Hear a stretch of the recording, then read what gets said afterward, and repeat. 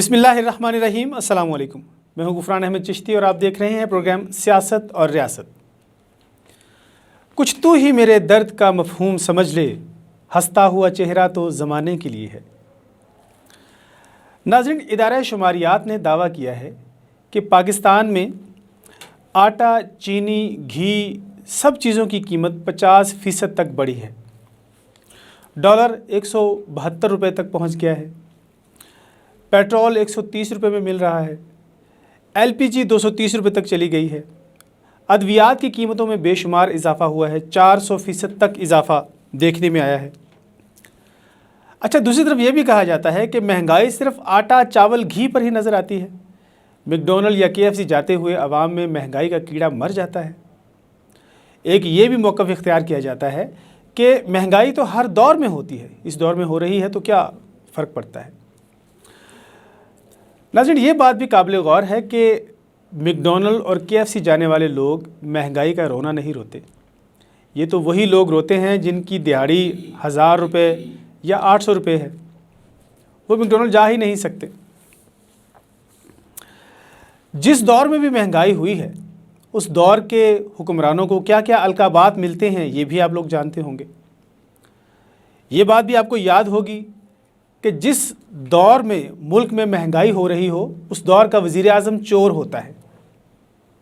ये भी बात मशहूर थी कि तुम्हारी चोरी उसकी कीमत मैं क्यों अदा करूं।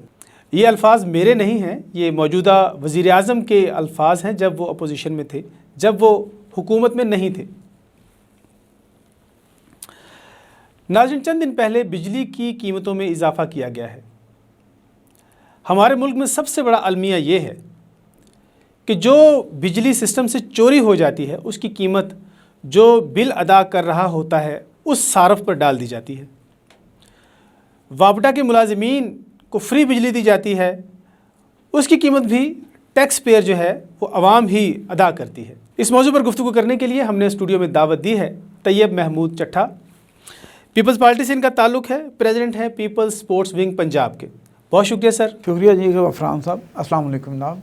बड़ी मेहरबानी, आपने इस बड़े इम्पॉर्टेंट इश्यूज़ के ऊपर मुझे ज़हमत दी कि जो जिस तरह भी मुल्क में हालात, अभी आपने जो बात की कि इदारा शुमारियात का कि उन्होंने कहा जी 50%, मैं तो कहूँगा 50 से भी ज़्यादा है। शायद वो इसमें भी कोई लफ्ज़ों की हेर फेर कर गए होंगे कि उस तरह उन्होंने नहीं परफेक्ट रिपोर्ट दी जो कि मौजूदा दौर के अंदर अभी आवाम जो जिससे गुज़र रहे हैं। अच्छा, क्या समझते हैं कि ये महंगाई का तूफ़ान रुकेगा? क्या इसकी सूरत हाल होगी? देखें, चीज़ कोई भी हो ना, जब एक हद से तजावज़ कर जाती है उसका कोई ना कोई हल होता है, या उसके लिए कोई पॉलिसी बनाई जाती है, कोई उसका मैकेनिज़्म बनाया जाता है। अफसोस से मुझे ये कहना पड़ता है कि इस मौजूदा गवर्नमेंट ने इन चीज़ों को सीरियस लिए ही नहीं है। आप जब किसी चीज़ को ये कहें कि ठीक है जी डंग टपाओ वाली बात है, इन पब्लिक के लोगों के ऊपर कोई असर कोई नहीं है, जो भी जितनी चाहे कीमतें जो मर्ज़ी कर लें, लोगों ने कौन सा इतना इसके ऊपर शोर शराबा करना है। शोर शराबा लोग इसलिए भी नहीं ज़्यादा कर रहे कि मुझे ये बताएं कि जो तो जिनकी तो सैलरियाँ पक्की हैं या जिनके कारोबार अच्छे हैं वो तो चल रहे, जो आम मज़दूर तबका है वो तो इस वजह से बेचारा परेशान है कि अगर मैं प्रोटेस्ट के लिए रोड पे आऊँगा तो मैं शाम को बच्चों को खाना कहाँ से दूँगा। सबसे जो मैंने अभी ये चंद दिनों में जो महसूस किया है, हमने अपने पार्टी के आर्डर के मुताबिक, पॉलिसी के मुताबिक इस पे हमने थोड़ा सा प्रोटेस्ट करना शुरू किया है महंगाई के ऊपर। लेकिन जो चीज़ मैं ये महसूस कर रहा हूँ, जो लोग आप जब आप किसी से पूछते हैं ना, कोई आपको ये नहीं कहेगा, खुश नहीं मिलेगा, वो अपनी लंबी फ़हरिस्त आपको बताएगा कि मैं किस तरह गुजारा कर रहा हूँ। लेकिन मसला फिर वहीं आ जाता है कि वो इसलिए नहीं रोड पे आता कि उसे पता है कि यार मैं अगर 2 दिन रोड पे बैठ गया तो मैं खाऊंगा कहाँ से। अच्छा चट्टा साहब, ये बात भी देखने में आई है ना कि क्या महंगाई सिर्फ आटा, चावल, घी पर ही नज़र आती है? वहाँ मैकडॉनल्ड देख लें तो वहाँ पे जगह नहीं मिलती, KFC चले जाएं बैठने की जगह नहीं होती। नहीं गुफरान साहब, बात आपकी ये नहीं है, ऐसा बिल्कुल भी। एक तो सबसे पहले ये देखें ना कि मुल्क के अंदर जो KFC मैकडॉनल्ड जाने वाले हैं उनकी रेशो कितनी है, वो कोई आटे में नमक के बराबर है। आपका मेजॉरिटी जो लोग हैं, जो गरीब जो पिस रहा है, उससे पूछे ना, बच्चों की स्कूल की फ़ीसें पूछें उससे, उससे अभी आज मैं अभी आपके प्रोग्राम में आने से पहले मैं अखबार पढ़ रहा था कि खान साहब ने स्पेशल आज 104 रुपये किलो कुकिंग ऑयल की प्राइस यूटिलिटी स्टोर्स के ऊपर, जहां आप कहते हैं हम सब्सिडीज़ दे रहे हैं, आज आप अखबार उठाएं 104 रुपये फ़ी किलो। ये भी नहीं कि 104 रुपये 5 किलो के टीन के ऊपर, पैकेट के ऊपर या डिब्बे के ऊपर बढ़ा दी जाती, इकट्ठी ये किलो के ऊपर। अब 1 किलो के ऊपर 104 होगी तो 500 रुपये का जो 5 पैकेट किलो के है, ये 5 किलो है, तो आपको 500 रुपये आपको देना पड़ गया। तो अब मुझे वो बताएं जो मजदूर बेचारा 1000 रुपये, हर एक को 1000 भी नहीं मिलता। ये भी मैं आपको बताऊं कि बहुत कम जगहों पे लोगों को 1000 रुपये 1200 रुपये मिलता है, 700-800 रुपये पे भी लोग नॉर्मल दिहाड़ी कर रहे हैं। लोग कहते हैं 500 पे भी हमें मिल जाए। तो जब आपको 500 रुपये आपको यहाँ देना पड़ गया, अभी ये जो आज जो तूफ़ान अभी आ रहा है, आ गया मेरा ख्याल, मैंने तो अभी चेक नहीं किया नेट पे कि ये पेट्रोल की जो कीमत नहीं बढ़ रही है, तो वो पेट्रोल की कीमत का असर एक चीज़ पे तो नहीं पड़ेगा ना, आपके बसों के किरायों पे पड़ेगा, आपकी जितनी जो इंपोर्ट्स आ रही हैं उनके ऊपर पड़ेगा, डॉलर के रेट के ऊपर पड़ेगा, आपके बिजली के रेट के ऊपर। अभी आपने बिजली का रेट अभी आपने बात की कि कुछ दिन पहले 1 रुपया 34 पैसे की कितनी इन्होंने कीमत बढ़ा दी, तो साथ ये भी ऑयल प्राइस का भी तो उसमें फ़र्क आ जाना है ना बिल के अंदर ला के। ये बताएं कि महंगाई तो भुट्टो साहब के दौर में भी हुई थी, अब क्या क्या मत आ गई है? की बात ऐसी नहीं है। भुट्टो साहब का दौर आज के दौर में कंपेयर करें, भुट्टो साहब का दौर वो दौर था जिसमें आपके अवाम को, गरीब अवाम को बोलने का हक दिया गया, गरीब अवाम को अपने होने का पता चला। गरीब अवाम जो थी उन्होंने इस मुल्क के बाहर जाके मजदूरी करना शुरू की। आज जो आप खुशहाल है, मैं हूँ, आप हैं, बाकी लोग हैं, आप हर घर में देख लें उनका 1 या 2 बंदे बाहर गए हुए हैं। अब अगर उसकी हिस्ट्री में जाएंगे तो उसको भुट्टो साहब ने लोगों को तरकीब दी थी मिडिल ईस्ट में जाएं, जाके मजदूरी करें, जाके आपके बच्चों का पेट पले। वहाँ पे अगर उस दौर में जो महंगाई हुई थी, पासपोर्ट का इजरा तो भुट्टो साहब ने, लेकिन नहीं खाली पासपोर्ट का इजरा नहीं था। आप इससे भुट्टो साहब के दौर से पहले क्या पाकिस्तान में ये कॉन्सेप्ट था क्या बाहर जाके मेन पावर के थ्रू या ये मजदूरी मिडिल ईस्ट में या यूरोप में कहीं पे जाके जॉब करने का कोई कॉन्सेप्ट था? बिल्कुल भी नहीं था। बल्कि अगर आप भुट्टो साहब ने ये कहा था ना कि अगर कहीं हो गई है तो उन्होंने उसका पूरा फिक्रा नहीं किसी ने उसको टेलीकास्ट किया, क्लिप बना के उतना दिखा दिया कि जी भुट्टो साहब ने ये कह दिया कि जी मेरे थी बाकी दुनिया भी मंगाई है तो अब मैं क्या कर सकता हूँ। उन्होंने उसके जिस सेंस में वो बात की थी वो पूरी वीडियो दिखाए ना तो फिर पता चले। और उसके साथ बाकी पेट्रोल की प्राइस थी, बाकी और चीज़ें थी आपकी, उनको भी तो लें। खाली एक अगर इशू पे उन्होंने ये कह दिया कि हाँ जी ठीक है जी हमारी महंगाई हो गई, ये दुनिया में होगी तो इधर होगी तो क्या हो गया, नहीं ऐसा नहीं है। आप उसके साथ भुट्टो साहब के बाकी और फैक्टर्स भी देखें। आपके इदारे काम कर रहे थे, यहाँ तो कोई इदारा काम ही नहीं कर रहा। प्रॉपर पॉलिसीज़ आ रही थी। आपका पहला 5 साल मनसूबा भुट्टो साहब ने दिया, आपके डैमों पे काम हुआ। आप उस वक्त तो बड़े क्रुशल हालात थे, आप नया पाकिस्तान बांग्लादेश अलग हुआ था, आपके वो हालात थे। आपके इतने 80,000 मेरा ख्याल है कितने थे, 90,000 सॉरी कैदियों को लेके आए थे। फिर आपकी पूरी जो एक नए सिरे से सारा कुछ शुरू किया गया था, उसमें तो ये हालात आपको फेस करने थे। अच्छा, ये जो पंजाब हुकूमत सस्ते बाज़ार बना रही है, क्या समझते हैं इसमें किसी गरीब को रिलीफ मिल रहा है? नहीं सर, एक तो मैं इस पर टोटली इस चीज़ के अगेंस्ट हूँ। देखिए, मैं यूटिलिटी स्टोर की प्राइसेस पे भी, उसकी सब्सिडी पे भी उसके अगेंस्ट हूँ। मैं इसके जो सस्ता बाज़ार है उसके भी देखिए, सस्ता बाज़ार आपने लगा के अवाम को रिलीफ नहीं दिया। आप उसके बैक एंड पे जाएं, वो पैसा कहाँ से आ रहा है। अब जहाँ पे वो जो प्रोडक्ट्स वहाँ पे आ रही हैं वो नाक़िस है। आप महंगे दामों लोगों से आपने चंद लोगों को आप मुस्तफ़ीद दे रहे हैं। फिर आप ये क्यों नहीं करते, बजाय कि सस्ता बाज़ार में चीज़ें रखने के ओवरऑल प्राइस को कंट्रोल करें ताकि हर बंदे को उसकी सहूलत मिले। अब आप सस्ता बाज़ार पे मुझे बताएं, आप कितनी दफ़ा गए हैं? मैं अपना बताता हूँ, लास्ट रमज़ान की बात है, मैं 1 के 2 दफ़ा गया हूँ, दोबारा मेरी हिम्मत नहीं पड़ी वहाँ जाने की। एक तो इतनी लंबी क्यों, दूसरा अंदर जो चीज़ें हैं, जो सामान है वो उतना अच्छा नहीं है, नाक़िस है। आप क्या, चलो सब्ज़ी तो ठीक है फ्रेश आ गई, तो उसके साथ बाकी चीज़ें भी तो हैं। आटे की क्वालिटी अच्छी नहीं है, दालें देख लें, बेसन देख लें, कुकिंग ऑयल की प्राइस अच्छी वाला मुझे दिखाएं वहाँ पे। डालडा जो आपका इस वक्त सबसे अच्छा डालडा ही कुकिंग ऑयल है ना, उसका बताएं वहाँ पे प्राइस उसकी डाउन हुई है, नहीं हुई। सर, आप नाक़िस चीज़ों को ला के वहाँ रख दें। फिर आपने कभी ये किसी ने भी नहीं गौर किया कि वो सस्ता बाज़ार का फ़ंड कहाँ से आ रहा है। सस्ता बाज़ार का फ़ंड आपके ये सारे काउंसिलों के फ़ंड जो हैं, लोकल काउंसिल के, इधर टीएमओ वगैरह से आ रहे हैं। आप उसके करप्शन उसके अंदर कर रहे हैं, आप उसके बैक एंड पे तो कोई किसी को नहीं पता कि क्या हो रहा है। ठीक है, सस्ता बाज़ार तो लग गया, लेकिन सर सस्ते बाज़ार में भी आपने अपने चंद लोग रख दिए जिनसे आपने सामान लिया, उनको महंगे दामों पेमेंट कर दी, इधर सब्सिडीज़ आ गई। लेकिन आप बजाय वो काम करने के आप ये क्यों नहीं करते, उस चीज़ के ऊपर टैक्स रिड्यूस करके पूरी पब्लिक को वो उसका अवेयरनेस दे, हर बंदा हर दुकान से वो चीज़ ले और उसके ऊपर अपना चेक एंड बैलेंस रखे ना। आपको याद होगा किसी दौर में प्राइस मजिस्ट्रेट थे, डीसी थे, छापे पड़ते थे, मुझे अच्छी तरह याद है अपने बचपन में। आज मुझे दिखा दें, ये आपके जो अपना वेट में हैं, ये वेट पे चेक करने आते थे, उसके वज़न लगता था, फिर उसके साथ आपके तराजू को चेक किया जाता था, फिर इस तरह ये पैमाने थे अपना आपके ऑयल के, ये पेट्रोल पंपों पे गज़ जो था, मीटर या गज़ जिसको आप कहते हैं, हर साल उसको चेक किया जाता था।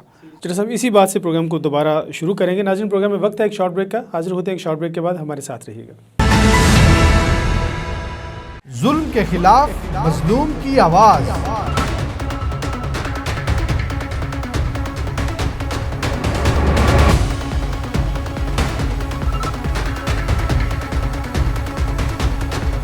आपकी उमंगों का तर्जुमान,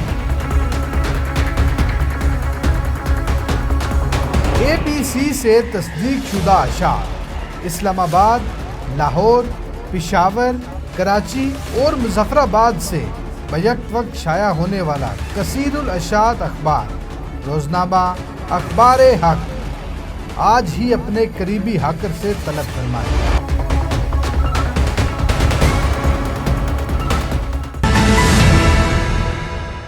प्रोग्राम में दोबारा खुशामदीद। अच्छा, ये बताइए कि पाकिस्तान पीपल्स पार्टी सिंध में क्या कारकर्दगी दिखा रही है? सर देखिए, सिंध में गवर्नमेंट की जितनी भी सूबाई गवर्नमेंटें हैं, इंक्लूडिंग कश्मीर और गिलगित बल्तिस्तान, इसकी सबसे पहली जो फंडिंग आती है, आपका जो शेयर्स फेडरल गवर्नमेंट से मिलता है, उसके ऊपर उसने उसके मुताबिक अपना बजट बना के वो करना है। अब आप अभी वज़ीर-ए-आज़म साहब ने आज से मेरे ख्याल साल पहले की बात है, उन्होंने कराची पैकेज अनाउंस किया था। अब कराची पैकेज के अंदर आधे से ज़्यादा पैसा तो फेडरल सूबाई गवर्नमेंट का है, उन्होंने उसको भी डाल लिया। ये बसें देने कितने अरसे में आई, इन्होंने रोक रखी, डिले किया। अब एक चीज़ हो, आपका हेल्थ का निज़ाम इतना ज़बरदस्त है सिंध गवर्नमेंट के अंदर, आपको किसी भी ट्रांसप्लांटेशन के लिए, जिगर, आपका हार्ट इश्यूज़ हैं, आप सिंध में जाएं, आपको इतनी ज़बरदस्त सर्विस मिलेगी। उनका रोड सर नेटवर्क जो है इतना ज़बरदस्त बना हुआ है, हमारा तो उसके मुकाबले में कुछ भी नहीं है। फिर भी उसके बावजूद भी, और इतना क्रूशल टाइम जिस तरह अब फेडरल गवर्नमेंट दे रहे हैं, कोई भी सूबा हो उस वक्त तक वो अच्छी परफॉर्मेंस नहीं दे सकता जब तक फेडरल गवर्नमेंट उसके साथ ना हो। क्यों?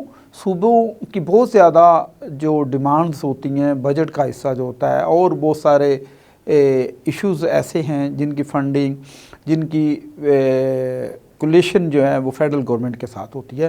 लेकिन उसके बावजूद भी पंजाब से मैं इतना ये कह सकता हूँ कि सिंध सूबा हज़ार दर्जे बेहतर है। आपने शुरू में देख लिया होगा जब डेंगी कह रहा हूँ, कोरोना का मसला स्टार्ट हुआ था, तो आज भी रिकॉर्ड के ऊपर है मुराद अली शाह का काम, और पूरी दुनिया ने हर इन्होंने मजबूरन फिर इन्होंने उस लॉकडाउन को स्मार्ट लॉकडाउन में बदल दिया। अगर उस वक़्त गवर्नमेंट प्रॉपर उस लॉकडाउन को रखती, आज आपका जो था कोरोना वाले मामला बहुत ज़्यादा बेहतर थे। अच्छा, पंजाब की क्या सूरत हाल देख रहे हैं? पीपल्स पार्टी का फ्यूचर क्या देख रहे हैं पंजाब? सर इंशाल्लाह आने वाला वक्त पीपल्स पार्टी का है।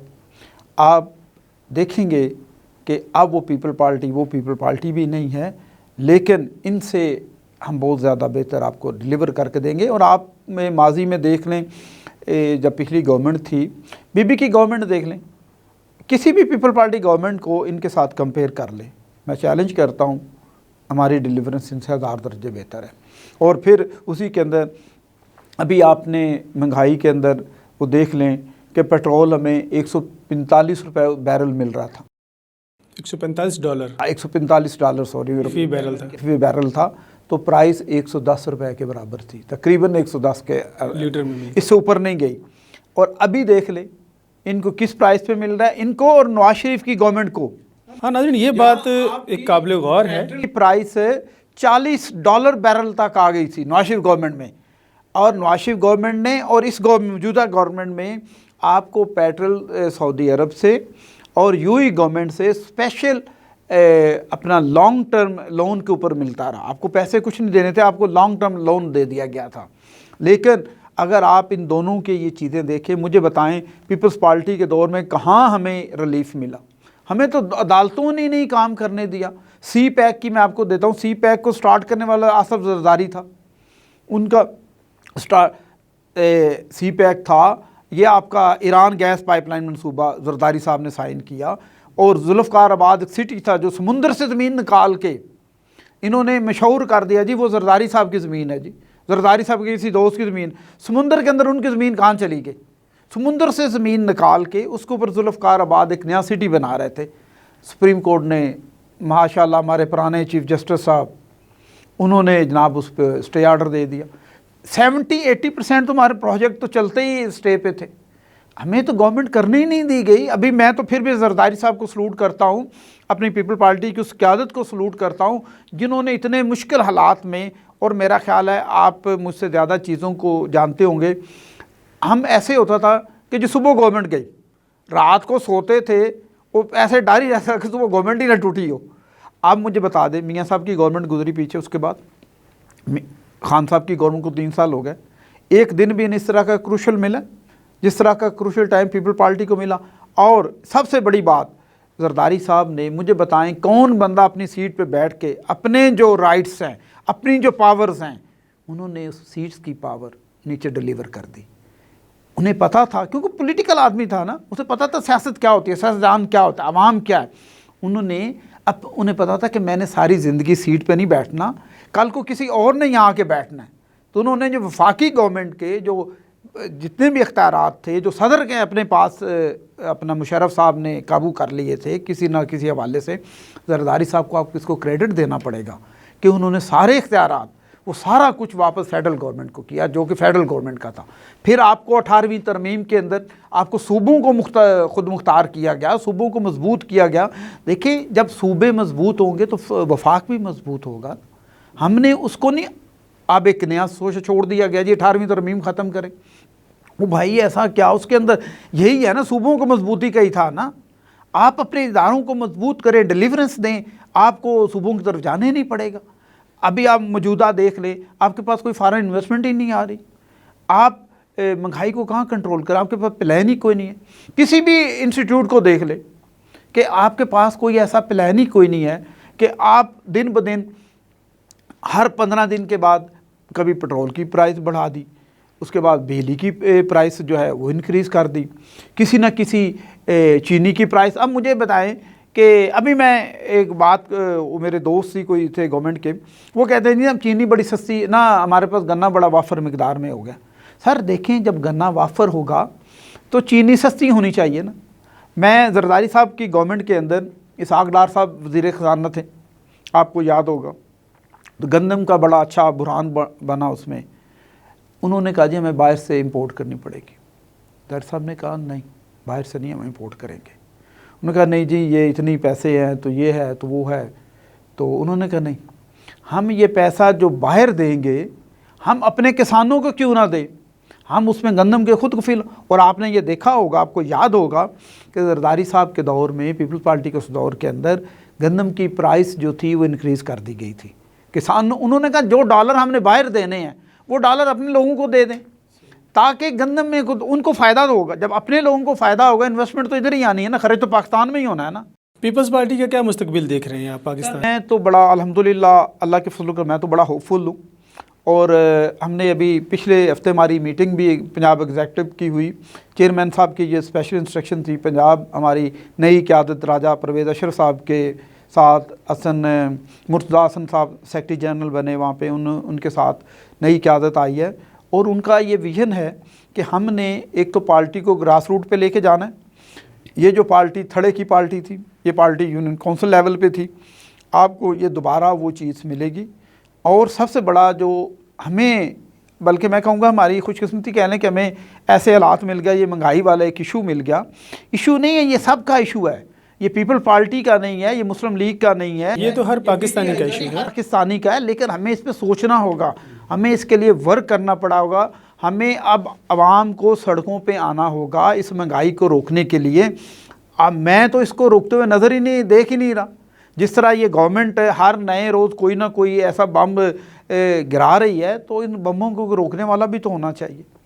अब इसको रोका जाएगा, अब इसको इस तरह नहीं छोड़ा जा सकता। बहुत शुक्रिया जनाब। नाज़रीन, आपने चट्टा साहब की गुफ्तगू सुनी। आप भी अपनी कीमती राय से हमें ज़रूर आगाह कीजिएगा। अगले प्रोग्राम तक इजाज़त दीजिए। अल्लाह हाफिज़। जुल्म के खिलाफ मजलूम की आवाज।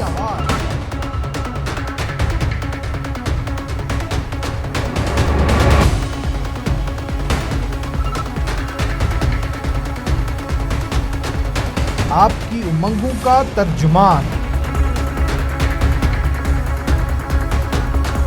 ABC से तस्दीक शुदा अशार इस्लामाबाद, लाहौर, पेशावर, कराची और मुजफ्फराबाद से बैक वक्त शाया होने वाला कसीरुल अशात अखबार रोज़नामा अखबार हक आज ही अपने करीबी हाकर से तलब फरमाएं।